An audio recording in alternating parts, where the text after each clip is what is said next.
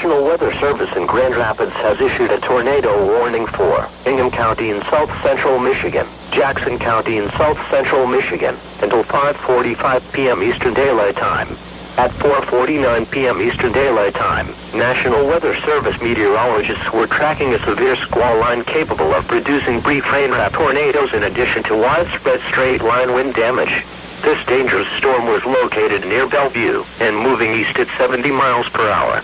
Very damaging winds have been reported in Kalamazoo and Battle Creek with this storm. The most damaging wind should affect Springport shortly. The warning includes areas surrounding these locations: Jackson, Lansing, Springport, Grass Lake, Concord, Brooklyn, Weberville, Williamston, Stockbridge, Leslie, Mason, Clark Lake, Waterloo Township, Liberty Township, Michigan Center, Tompkins, Vandercook Lake, Horton. This line of thunderstorms is capable of producing tornadoes and widespread significant wind damage. Squall line tornadoes are often hidden by heavy rain within the squall line. Do not wait to see or hear the tornado. Take cover now. Move to an interior room on the lowest floor of your home or business.